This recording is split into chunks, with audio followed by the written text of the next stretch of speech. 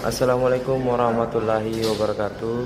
Mohon izin perkenalkan, nama saya Adrianta Sahar, NIT 2142003 dari kelas Teknika 7A. Di sini saya akan menjelaskan mengenai integrasi mesin diesel dengan sistem propulsi hybrid pada kapal Ro-Ro dan Fori modern. Jadi di sini saya ambil pertanyaan nomor 4, yang dimana saya akan menjelaskan mengenai hal tersebut. Nah, di tantangan modern pelayaran sekarang ini, transportasi laut telah menjadi fondasi utama dalam mendukung pergerakan ekonomi global. Setiap harinya ribuan kapal berlayar di seluruh dunia, mengangkut manusia, kendaraan, dan barang dari suatu pelabuhan ke pelabuhan lainnya. Di antara berbagai jenis kapal yang ada di kapal Ro-Ro dan kapal feri, memegang pegang strategis dalam mobilitas regional, khususnya di negara kepulauan dan wilayah pesisir, terutama wilayah negara Indonesia. Namun di balik perannya yang vital, kapal-kapal ini juga menjadi kontributor signifikan terhadap polusi udara dan emisi gas rumah kaca.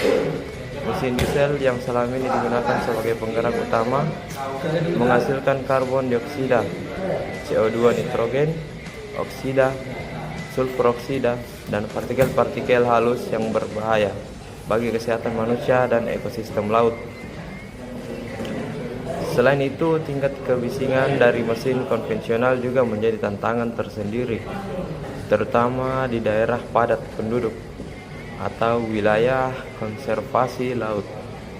Dengan semakin ketatnya regulasi lingkungan dan meningkatnya tuntutan dari masyarakat global akan transportasi yang ramah lingkungan, industri maritim pun dipaksa untuk berinovasi. Disinilah muncul solusi yang menjanjikan, integrasi mesin diesel dengan sistem propulsi hybrid berbasis baterai dan motor listrik. Apa itu sistem propulsi hybrid? Di sini saya akan menjelaskan, yaitu sistem yang teknologi yang menggabungkan dua atau lebih sumber energi untuk menggerakkan sebuah kapal. Dalam konteks ini, sistem mengintegrasikan mesin diesel konvensional yang telah lama menjadi tulang punggung industri pelayaran dengan motor listrik yang digunakan oleh baterai berkapasitas tinggi.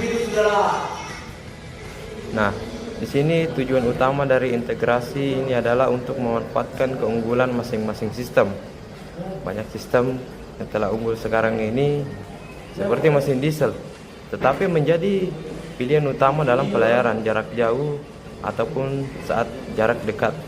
Sementara motor listrik yang bebas emisi dan lebih efisien pada kecepatan rendah digunakan untuk manuver di pelabuhan, pelayaran pendek, atau saat melintasi zona lingkungan sensitif.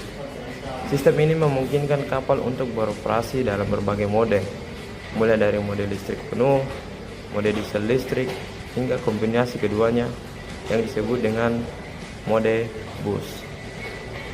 Komponen utama sistem hybrid di atas kapal. Komponen-komponennya yaitu agar sistem ini dapat bekerja secara optimal, dibutuhkan serangkaian komponen canggih dan saling terintegrasi antara lain mesin diesel utama atau main engine, dan juga ada motor listrik atau electric motor. Adapun baterai kapasitas tinggi atau high capacity baterai, sistem manajemen energi manajemen sistem, investor dan konverter daya. Ini semua berhubungan atau komponen juga ada sambungan listrik darat atau shore connection. Adapun cara kerja dalam metode operasi, yaitu sistem hybrid ini menawarkan fleksibilitas tinggi dalam pengoperasian kapal. Ada beberapa mode kerja yang umum digunakan. Apa saja mode-mode tersebut? Yang pertama yaitu mode listrik penuh atau full electric. Kemudian mode diesel penuh atau diesel mode. Kemudian mode diesel elektrik atau diesel elektrik mode. Kemudian ada mode kombinasi atau bus mode. Kemudian ada mode regeneratif.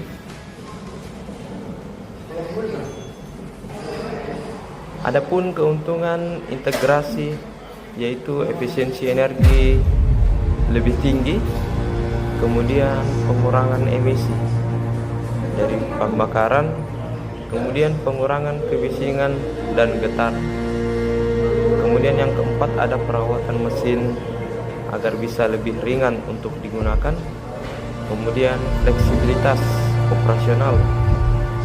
Kemudian adapun studi kasus penerapan di dunia nyata. Contohnya yaitu MV Ampere Norwegia, Scandinavian Jerman. Apa saja tantangan dan hambatannya?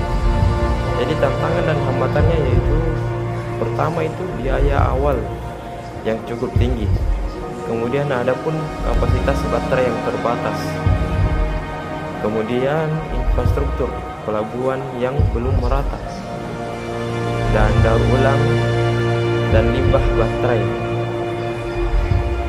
Masa depan dan potensi di Indonesia, yaitu Indonesia sebagai negara kepulauan memiliki potensi besar dalam mengadopsi kapal hybrid khususnya untuk jalur penyeberangan antar pulau. Kesimpulannya itu integrasi mesin diesel dengan sistem propulsi hybrid adalah angka besar transformasi industri pelayaran modern saat ini. Mengapa demikian? Dikarenakan kapal ro-ro dan feri sebagai moda transportasi utama antar pulau